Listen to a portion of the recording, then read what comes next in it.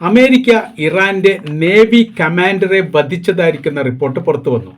സ്ഥിരീകരണം ഇറാന്റെ ഭാഗത്തുനിന്ന് ഉണ്ടായിട്ടില്ലെങ്കിലും ഇറാനിൻ്റെ ഒരു സൈനിക കമാൻഡർ ഇത് ഒരു നാശം പിടിച്ച പ്രവർത്തനത്തിൻ്റെ ആരംഭമാണ് അമേരിക്ക തുടങ്ങിവെച്ചത് എന്ന റിപ്പോർട്ടും അതോടനുബന്ധിച്ച് തന്നെ രണ്ട് ദേശത്തിന് നേരെയും നരകം തീർക്കുന്ന പ്രവർത്തനം തങ്ങളുടെ ഭാഗത്തുനിന്ന് ഉണ്ടാകും എന്നൊരു മുന്നറിയിപ്പ് നൽകിയിരിക്കുകയാണ്. അലി റസ തൻസീരി എന്ന് പറയുന്ന നേവി കമാൻഡറാണ് കൊല്ലപ്പെട്ടത് എന്ന് ഇസ്രായേൽ പറയുന്നു. അമേരിക്കയെ ഉദ്ധരിച്ചുകൊണ്ടാണ് ആ റിപ്പോർട്ട് പുറത്തു വന്നത്.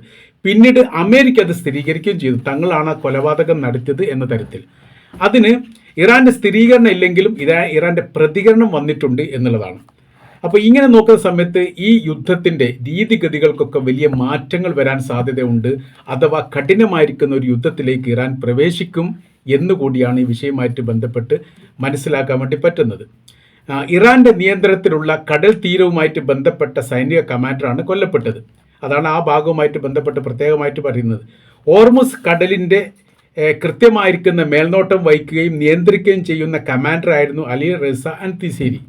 അദ്ദേഹത്തിന് നേരെ ആ മേഖല കേന്ദ്രീകരിച്ചുകൊണ്ടാണ് മിസൈൽ ആക്രമണം നടന്നത് എന്ന റിപ്പോർട്ടാണ്. ചില റിപ്പോർട്ടിൻ്റെ അകത്ത് യുദ്ധവിമാനത്തിൽ നിന്ന് ബോംബ് വർഷിച്ചു എന്നും പറയുന്നു. കൊലപാതകം ഈ കൊല്ലപ്പെട്ടതുമായി ബന്ധപ്പെട്ട ഇറാൻ്റെ സ്ഥിരീകരണത്തിന് വേണ്ടി കാത്തിരിക്കുകയാണ് തങ്ങൾ എന്ന് സൈനിക കമാൻഡർ മേധാവി ഈ വിഷയവുമായിട്ട് ബന്ധപ്പെട്ട് പ്രതികരിച്ചു. അതിൻ്റെ ഏതാനും മണിക്കൂറുകൾ കഴിഞ്ഞതോടുകൂടി തന്നെ കരിങ്കടലിൽ തുർക്കിയുടെ ഓയിൽ ടാങ്ക് തകർത്തതായിരിക്കുന്ന റിപ്പോർട്ട് പുറത്തു വന്നു. ഇത് ഏത് തരത്തിലാണ് നശിക്കപ്പെട്ടത് അല്ലെങ്കിൽ തകർക്കപ്പെട്ടത് എന്നതിനെക്കുറിച്ചുള്ള റിപ്പോർട്ടൊന്നും പുറത്തു വന്നിട്ടില്ല. ഈ വിഷയവുമായിട്ട് ബന്ധപ്പെട്ട് ഇതിൻ്റെ ഉത്തരവാദിത്തം ഇറാൻ ഏറ്റെടുത്തിട്ടില്ല. മറ്റാരെങ്കിലും ഏറ്റെടുത്തായിരിക്കുന്ന റിപ്പോർട്ടും പുറത്തു വന്നിട്ടില്ല. അതോടുകൂടി 5 രാജ്യങ്ങൾക്ക് സ്വസ്ഥമായ രീതിയിൽ ഹോർമുസ് കടലിലൂടെ കടന്നു പോകാനുള്ള സ്വാതന്ത്ര്യവും അവകാശവും വിട്ടുകൊടുത്തുകൊണ്ട് ഇറാൻ്റെ ഭാഗത്തുനിന്ന് ഉത്തരവ് വന്നു. വിദേശകാര്യമന്ത്രി അബ്ബാസ് അറാഞ്ചിയാണ് ഈ വിഷയവുമായിട്ട് ബന്ധപ്പെട്ട് പറഞ്ഞത്. ശത്രു രാജ്യങ്ങൾക്കൊഴികെ തങ്ങളുമായിട്ട് സഹകരിക്കുന്ന രാജ്യങ്ങൾക്ക് തങ്ങൾ കാരുണ്യം നൽകുമെന്നും ഈ പറയപ്പെട്ട ഹോർമുസ് കടലിലൂടെ അവരുടെ കപ്പലുകൾ പോകുന്നതിനാൽ അതിന് വിരോധമില്ല എന്നും പറയുന്നു. അതിൽ ഏറ്റവും വലിയ പ്രാധാന്യം എന്ന് പറയുന്നത് ഇന്ത്യയുടെ പേരാണ് ആദ്യമായിട്ട് വന്നത് എന്നൊരു പ്രത്യേകത ഉണ്ട്. ഇന്ത്യയും ഇറാനും തമ്മിലുള്ള സൗഹൃദ ബന്ധത്തിൻ്റെ അടിസ്ഥാനത്തിൽ ഒരു വിഷമഘട്ടം ഉണ്ടായ സമയത്ത് ഇറാൻ ഇന്ത്യയെ സഹായിക്കുന്നു. മറ്റൊരു വിഷമഘട്ടം ഇറാൻ ഉണ്ടായിരുന്ന സമയത്ത് ഇന്ത്യ ഇറാനെ സഹായിച്ചിട്ടുണ്ട്. അത് നന്ദി സൂചകമായിട്ട് അവർ പറയപ്പെട്ട രാജ്യങ്ങൾ ഒന്ന് ഇന്ത്യയാണ്, പിന്നീട് വരുന്നത് ചൈനയാണ്, റഷ്യ, ഇറാഖ്, പാകിസ്ഥാൻ ഇപ്പോൾ പ്രത്യേകമായ രീതിയിൽ ഈ വിഷയത്തിലൊക്കെ ഇടപെടുന്ന ഒരു രാജ്യമായി അമേരിക്ക മാറ്റിയിരിക്കുന്നു. 2 തരത്തിൽ പാകിസ്ഥാനെ കുറിച്ചുള്ള പരാമർശം വരുന്നുണ്ട്. അവർ തന്നെ അമേരിക്കയോട് ആവശ്യപ്പെട്ടതാണ്, ഞങ്ങൾക്കൊരു ഹീറോ പരിവേഷം കിട്ടണമെങ്കിൽ യുദ്ധവുമായിട്ട് ബന്ധപ്പെട്ട കാര്യത്തിൽ തങ്ങളോട് സഹകരിക്കുന്ന അല്ലെ തങ്ങൾ അഭിപ്രായം പറയുന്ന രീതിയിലേക്ക് കാര്യങ്ങൾ പോകണം, അതിന് നിങ്ങൾ ഞങ്ങളുമായിട്ട് സഹകരിക്കണം, അഥവാ അമേരിക്ക. അങ്ങനെ വന്ന സമയത്ത് അമേരിക്ക താല്പര്യമായി അമേരിക്ക പാകിസ്ഥാനോട് വലിയ താല്പര്യമാണ്. അസിം മുനീറുമായിട്ട് വലിയ സൗഹൃദ ബന്ധമാണ്. ആ ബന്ധത്തിൻ്റെ അടിസ്ഥാനത്തിൽ ഈ ഒരു സൗഹൃദ സംഭാഷണം അല്ലെങ്കിൽ ചർച്ച പാകിസ്ഥാനിൽ നിന്നാവാം എന്ന് അമേരിക്ക പറഞ്ഞു. അത് ഫ്രാൻസ്, തുർക്കി, ഈ ഖത്തർ ഇപ്പോൾ അത് മാറി നിൽക്കുകയാണ്. പിന്നെ ഈജിപ്തിൻ്റെ പേര് പറയുന്നുണ്ട്. ഈ 3 രാജ്യങ്ങളോട് ചേർന്നുകൊണ്ട് ഒരു സമാധാന ഫോർമുല ഇറാനുമായിട്ട് ഉണ്ടാക്കാൻ വേണ്ടി പാകിസ്ഥാൻ ഇടനിലക്കാരനായി പ്രവർത്തിക്കുന്നു എന്ന തരത്തിലെ കാര്യം വരുന്നു. അതിന് ചില മീഡിയകൾ ഈ വിഷയമായിട്ട് ബന്ധപ്പെട്ട് പറയുന്നത് ബ്രോക്കർ പണിയാണ് ഇപ്പോൾ പാകിസ്ഥാൻ എടുക്കുന്നത്.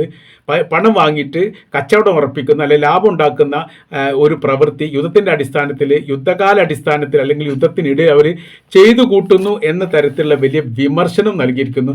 അപ്പണിക്ക് ഞങ്ങളില്ല എന്ന് ഇന്ത്യ പറഞ്ഞിട്ടുണ്ട്. അഭിമാനകരമായിരിക്കുന്ന ഒരു നിലപാട് ഇന്ത്യയുടെ ഭാഗത്തുനിന്ന് വന്നിരിക്കുന്നു എന്നുള്ളത്. പാകിസ്ഥാൻ ഇത്തരം വിഷയത്തിലൊക്കെ പല ഘട്ടങ്ങളിലും ഇടപെടാറുള്ളത് ഈ രൂപത്തിലാണ്, ഒരു ബ്രോക്കർ പണി എടുക്കുന്ന രീതിയിൽ. അങ്ങനെ ഒരു വിമർശനം യഥാർത്ഥത്തിൽ ഇപ്പോൾ പാകിസ്ഥാന് നേരെ ഉണ്ടായിരിക്കുന്നു എന്നുള്ളതാണ്. അപ്പോൾ നമ്മൾ യുദ്ധവുമായിട്ട് ബന്ധപ്പെട്ട കാര്യങ്ങൾ പറയുന്ന സമയത്ത് രൂക്ഷമായിരിക്കുന്ന യുദ്ധത്തിൻ്റെ പെരുമയ തന്നെയാണ് ഇപ്പോഴും ഇസ്രായേലിന് നേരെ നടത്തിക്കൊണ്ടിരിക്കുന്നത് ഇറാൻ. യാതൊരു നിയന്ത്രണവുമില്ലാത്ത വിധം കഠിനമായിരിക്കുന്ന ആയുധങ്ങൾ പ്രയോഗിക്കപ്പെടുന്നുണ്ട് എന്നുള്ളതാണ്. ബാലിസ്റ്റിക് മിസൈലിൻ്റെ പുറമെ മറ്റെന്തൊക്കെയോ മിസൈലുകളും സംവിധാനങ്ങളും ഒക്കെ ഇപ്പോൾ അവിടെ പ്രയോഗിച്ചു കൊണ്ടിരിക്കുന്നു. അതിന് പറയുന്ന കാര്യം ഇങ്ങനെയാണ്, തങ്ങളുടെ ലക്ഷ്യം കൃത്യമായിരിക്കുന്നു, പ്രതിരോധങ്ങൾ ഇല്ലാതിരിക്കുന്നു, എതിർക്കാൻ ആളില്ലാത്തൊരു സാഹചര്യങ്ങൾ വന്നിരിക്കുന്നു. ഞങ്ങളുടെ ശത്രുക്കൾ അവരുടെ ആകാശം നിയന്ത്രിക്കാൻ വേണ്ടി തങ്ങൾക്ക് സാധിക്കുന്ന വിധം സംവിധാനങ്ങൾ ഒരുക്കിയതിൽ ഞങ്ങൾ വിജയിച്ചിരിക്കുന്നു. ഇറാൻ ഇസ്രായേലിനെ കുറിച്ച് പരാമർശിക്കുന്ന കാര്യമാണ് അത്.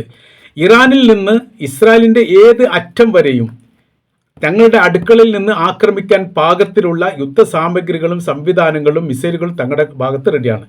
ഇനി അവരുടെ ഭാഗങ്ങൾ ഏതാണ്, അവരുടെ ലക്ഷ്യസ്ഥാനം, അവരുടെ ഈ യുദ്ധവുമായിട്ട് ബന്ധപ്പെട്ട സൈനിക താവളങ്ങളോ വിമാനത്താവളങ്ങളോ പോർട്ടുകളോ ആയിട്ട് ബന്ധപ്പെട്ട മേഖല ഏതാണ് എന്നുള്ളത് കൃത്യമായി വരച്ച് കാണിക്കാനുള്ള സാറ്റലൈറ്റ് സംവിധാനം നിലവിലെ സാഹചര്യത്തിൽ ഇറാനുണ്ട്. അതുകൊണ്ട് ആ ലക്ഷ്യത്തിൽ കേന്ദ്രീകരിച്ചുകൊണ്ട് തങ്ങൾ ആക്രമിക്കുന്നു, നാശങ്ങളും നഷ്ടങ്ങളും ഉണ്ടാകുന്നു. ഇസ്രായേലിൻ്റെ അകത്ത് മരണപ്പെട്ടു പോയവരുടെ എണ്ണം ലോകമെങ്ങാനും കേൾക്കുകയാണെങ്കിൽ ബോധം കെട്ടുപോകും എന്നുള്ളതാണ്. അത്രക്ക് നാശങ്ങൾ ഉണ്ടായിട്ടുണ്ട്. സൈനികർ ഈ ലെബനാൻ്റെ കൈവശത്തിലായിരിക്കുന്ന ഇസ്രായേലിൻ്റെ സൈനികരുടെ എണ്ണത്തെക്കുറിച്ച് ഇസ്രായേലിറങ്ങാനും അറിഞ്ഞാൽ അവർ പോലും ഈ യുദ്ധം നിർത്തിക്കാനായിട്ട് തിരിച്ചു പോകും. ആ തരത്തിലേക്ക് വലിയ മുന്നേറ്റം ഉണ്ടാക്കാൻ വേണ്ടി സാധിച്ച, അല്ലെങ്കിൽ ഏറ്റവും വലിയ മുന്നേറ്റം ഉണ്ടാക്കാൻ സാധിച്ച രാജ്യമാണ് ഇറാൻ. ഇറാനെ സംബന്ധിച്ചിടത്തോളം ഇവിടെ മരണം നടക്കുകയാണെങ്കിലും നാശങ്ങൾ ഉണ്ടാവുകയാണെങ്കിലും നഷ്ടങ്ങൾ ഉണ്ടാവുകയാണെങ്കിലും തങ്ങളത് രഹസ്യമായി വെക്കുന്ന ഒരു പ്രവർത്തനമില്ല. അത് വളരെ കൃത്യതയോടുകൂടി ലോകത്തിനോട് പറഞ്ഞു കൊടുക്കുക എന്നുള്ളതാണ്. അതുകൊണ്ടാണ് 1500ഓളം ആളുകൾ ഏതാനും ദിവസങ്ങൾക്ക് മുമ്പ് തന്നെ ഇറാൻ്റെ അകത്ത് അമേരിക്കയുടെയും ഇസ്രായേലിൻ്റെയും സ്ഫോടനം കൊണ്ട് മരണപ്പെട്ടിട്ടുണ്ട്, കൊല്ലപ്പെട്ടിട്ടുണ്ട്. പിന്നീട് ഈ കുട്ടികളുടെ സ്കൂളിൽ 165ഓളം കുട്ടികൾ കൊല്ലപ്പെട്ടിട്ടുണ്ട്. ഞങ്ങളുടെ ആത്മീയ നേതാവടക്കം ഒരുപാട് സൈനിക കമാൻഡർ കൊല്ല ചെയ്യപ്പെട്ടിട്ടുണ്ട്. ഞങ്ങൾ എന്തിനാണ് കള്ളത്തരം പറയുന്നത്, പറയാതിരിക്കുന്നത്?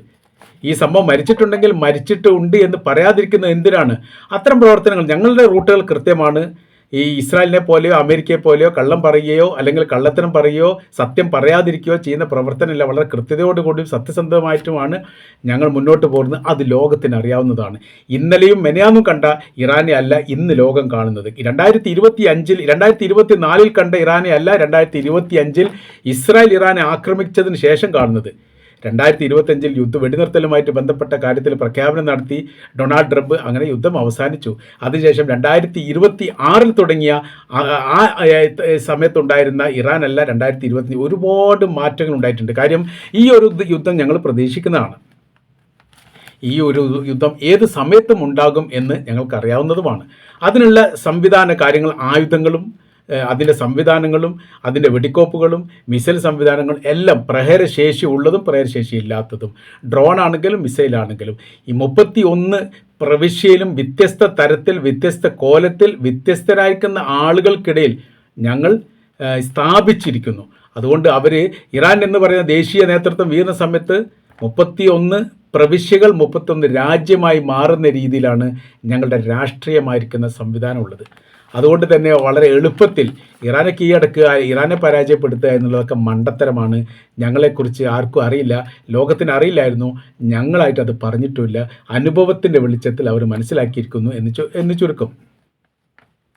അപ്പോൾ ഈ പ്രശ്നപരിഹാരവുമായിട്ട് ബന്ധപ്പെട്ട കാര്യത്തെക്കുറിച്ച് ഇപ്പോൾ ലെബനാൻ്റെ പേര് കൂടി വന്നിട്ടുണ്ട് എന്നുള്ളതാണ്. അപ്പോൾ അഞ്ചോളം നിർദ്ദേശങ്ങൾ മുന്നോട്ട് വെക്കപ്പെട്ടതിൽ ഇപ്പോൾ പറയുന്ന പേര് ഇറാൻ ഒന്നുകൂടി കൂട്ടിച്ചേർത്തിട്ടുണ്ട്. ലെബനാനിലെ യുദ്ധവുമായിട്ട് ബന്ധപ്പെട്ട കാര്യം പൂർണ്ണമായിട്ട് അവസാനിക്കുകയാണ്. ഭയങ്കരമായിരിക്കുന്ന യുദ്ധമാണ് ഇപ്പോൾ ലെബനാനിൽ നടക്കുന്നതെന്ന് ചുരുക്കം. അപ്പോൾ ഇറാൻ്റെ സ്ലീപ്പർ സെല്ലുകളായി മിഡിൽ ഈസ്റ്റിലെ ചില മേഖലകളിലുള്ള ആളുകൾ അല്ലെങ്കിൽ സംഘങ്ങൾ പ്രവർത്തിക്കുന്നുണ്ട് എന്നൊരു ആരോപണം മിഡിൽ ഈസ്റ്റിലെ അറേബ്യൻ രാജ്യങ്ങളിൽ നിന്ന് പുറത്തു വരുന്നു. അസ്ഥിരപ്പെടുത്തുന്ന ചില പ്രവൃത്തികൾ ഇറാൻ്റേതായിട്ട് ഞങ്ങളുടെ രാജ്യത്തിൻ്റെ അകത്ത് പ്രവർത്തിക്കുന്നുണ്ട് എന്ന് മനസ്സിലാക്കിയും ചില ആളുകളെ പിടികൂടുകയും ചെയ്തിട്ടുണ്ട്. അത് പറയുന്നത് ബഹ്റൈൻ്റെ ഭരണാധികാരിയെ വധിക്കാൻ പോലും ശ്രമം നടത്തപ്പെട്ടിട്ടുണ്ട് എന്നുള്ളതാണ്. അത് സ്ഥിരീകരിക്കപ്പെട്ട റിപ്പോർട്ടൊന്നും അല്ലെങ്കിൽ പോലും അത്രയും ഗൗരവത്തിൽ, അതായത് ഇറാൻ്റെ ചാരസംഘങ്ങളൊക്കെ അറേബ്യൻ രാജ്യങ്ങളിലും ഇസ്രായേലിൻ്റെ അകത്തും അമേരിക്കയുടെ സൈനിക ബേസ് പ്രവർത്തിക്കുന്ന മേഖലയിലും ഉണ്ട് എന്നുള്ളതും അവർ നൽകുന്ന കൃത്യമായിരിക്കുന്ന വിവരത്തിൻ്റെ അടിസ്ഥാനത്തിലാണ് ഇറാൻ ആക്രമിക്കുന്നത് എന്ന തരത്തിലുള്ള റിപ്പോർട്ടും പുറത്തു വന്നു. അഥവാ ഇസ്രായേൽ ചെയ്യുന്ന പടികൾ എന്താ, ചാരപ്രവർത്തനം നടത്തുക എന്നുള്ളതാണ്. ആ പ്രവർത്തനത്തിന് ചില മേഖലയിൽ ഒരു പടിയും കൂടി മുന്നോട്ട് നിന്നുകൊണ്ടാണ് ഇറാൻ ആ പ്രവൃത്തി ചെയ്യുന്നത്. ഞങ്ങൾക്ക് സാറ്റലൈറ്റിന് സഹായമുണ്ട്, ഞങ്ങളുടെ സംഘത്തിൽപ്പെട്ട ആളുകൾ ആ മേഖലയിൽ പ്രവർത്തിക്കുന്നുണ്ട്. അതുകൊണ്ട് വളരെ കൃത്യതയോടുകൂടി തന്നെയാണ് ലക്ഷ്യം വെച്ചുകൊണ്ട് തങ്ങൾ ആക്രമിക്കുന്നത്. ഇപ്പോഴും ഞങ്ങൾ ആക്രമിക്കുന്നുണ്ട്. കാര്യം അമേരിക്കയുടെ സൈനിക ബേസ് സ്ഥിരമായിട്ടുള്ള രാജ്യങ്ങൾക്കും താൽക്കാലികമായിട്ടുള്ള രാജ്യങ്ങൾക്കും നേരെയൊക്കെ ആക്രമണം നടക്കുന്നുണ്ട്. അക്രമത്തിൻ്റെ തോതും അതിൻ്റെ കാഠിന്യവും ഭയങ്കരമാണ്. പരമാവധി, അതായത് 100 വിട്ടാൽ 90 അല്ലെങ്കിൽ 95% തന്നെ പ്രതിരോധിക്കാൻ വേണ്ടിയിട്ട് അറേബ്യൻ രാജ്യങ്ങൾക്ക് സാധിക്കുന്നുണ്ട്. അത് ഉക്രൈൻ്റെ സഹായത്തോടു കൂടി എന്നുള്ളതാണ്. $1.5 മില്യൺ പ്രതിരോധ സംവിധാനവുമായിട്ട് ബന്ധപ്പെട്ട കാര്യത്തിന് അറബ് രാജ്യങ്ങൾ ഇപ്പോൾ ഉക്രൈനുമായിട്ട് കരാറുണ്ടാക്കിയിരിക്കുന്നു എന്ന റിപ്പോർട്ട് പുറത്തു വന്നു. ആ കരാർ പ്രകാരം പല പ്രതിരോധ സംവിധാനങ്ങളും അറേബ്യൻ രാജ്യങ്ങൾക്ക് പ്രത്യക്ഷപ്പെട്ടിട്ടുണ്ട്. കാര്യമെന്ന് പറഞ്ഞാൽ പ്രതിരോധിക്കുക എന്നുള്ള നിർബന്ധമായിരിക്കുന്ന കാര്യമാണ്. അതല്ലെങ്കിൽ വലിയ നാശങ്ങളും നഷ്ടങ്ങളും ഉണ്ടാവും. അപ്പോൾ പറഞ്ഞു വരുന്നത് ഇങ്ങനെയാണ്, ഈ മേഖല കേന്ദ്രീകരിച്ചു കൊണ്ടുള്ള യുദ്ധം അത് അത്ര വളരെ പെട്ടെന്ന് അവസാനിക്കുകയില്ല. കാര്യം വ്യക്തികളെ നോക്കി കൊലപ്പെടുത്തുന്ന, ഗസക്കകത്ത് ഹമാസിൻ്റെ നേതാക്കളെ ലക്ഷ്യം വെച്ചുകൊണ്ട് ആക്രമിച്ച് കൊലപ്പെടുത്തുന്ന രീതിയാണ് ഇപ്പോൾ അമേരിക്ക ഇറാന് നേരെ തുടരുന്നതെങ്കിൽ അതിൻ്റെ പരിണത ഫലം പ്രവചിക്കാൻ പറ്റുന്നതിനും അപ്പുറമായിരിക്കും എന്നുകൂടി ഇറാൻ യഥാർത്ഥത്തിൽ അമേരിക്കയോട് ഈ വിഷയവുമായിട്ട് ബന്ധപ്പെട്ട് പറഞ്ഞിരിക്കുകയാണ്.